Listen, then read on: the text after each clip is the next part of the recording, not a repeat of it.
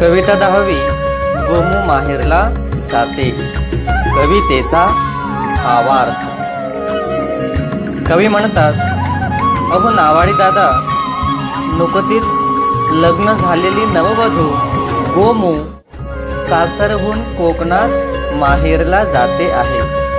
ती व तिचा पती होडीत बसले आहेत। तिच्या नवऱ्याला कोकणातला निसर्ग दाखवा, कोकणातली निळ्या पाण्याची खाडी दाखवा, खाडीच्या दोन्ही काठांवर असलेली हिरवीगार झाडांची राई दाखवा, भगव्या रंगाचा अबोलीच्या फुलांचा मनोहर गुच्छ दाखवा।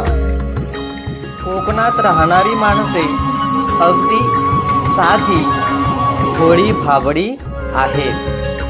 त्यांच्या मनात जणू कोवळ्या नारळाचे गोड पातळ खोबरे आहे। म्हणजेच कोकणी माणसांची मने मृदू आहेत। किनाऱ्यावर उंचच उंच माडांची रांग आहे। त्यांची उंची जवळून मापता येईल। त्यांना माडांची झाडे दाखवा। हे अवखळ चंचल वाऱ्या, आता तुझा सर्व खोडकरपणा सोडून या होडीच्या शिडामध्ये ये। इकडे तिकडे न फिरता शिरात शिर, म्हणजे होडी किनाऱ्याला लागेल।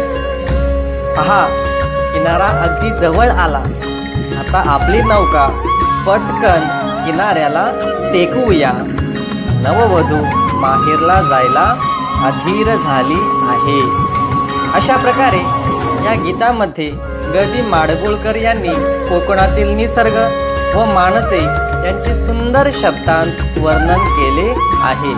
महाराष्ट्रातील प्रत्येक प्रदेशाचा निसर्ग वेगळा व मनोहारी आहे।